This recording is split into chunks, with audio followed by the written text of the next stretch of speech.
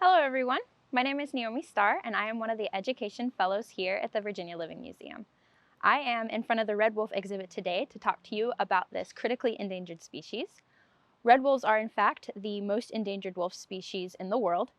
They used to be found from Pennsylvania down to Florida and all the way over to Texas, but now only a very small population exists under observation in North Carolina.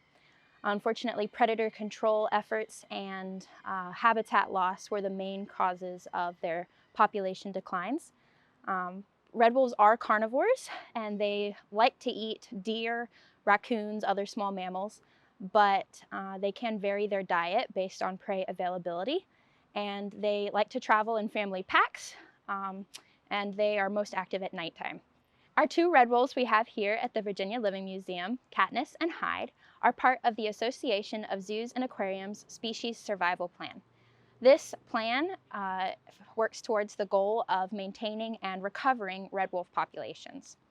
Our female red wolf, Katniss, who is 11 years old, came to us from the Wild Canid Survival and Recovery Program in 2015, and our male red wolf, Hyde, came to us from the Point Defiance Zoo in Tacoma, Washington in 2021. Red wolves are like humans in that they can have their own unique personalities.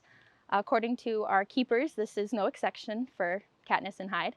Katniss is more confident at the top of her exhibit, and she often likes to perch on her platforms, whereas Hyde, he likes to be down at the bottom of the exhibit and also likes to dig around in the exhibit.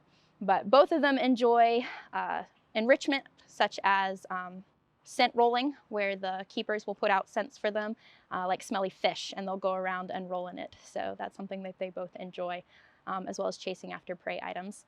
Red wolves are, like I said, critically endangered, and it is important that we help conserve this very low population species, and that is what Katniss and Hyde both do here at the Virginia Living Museum. They serve as ambassadors for their species and are also part of the recovery program to help protect this endangered species.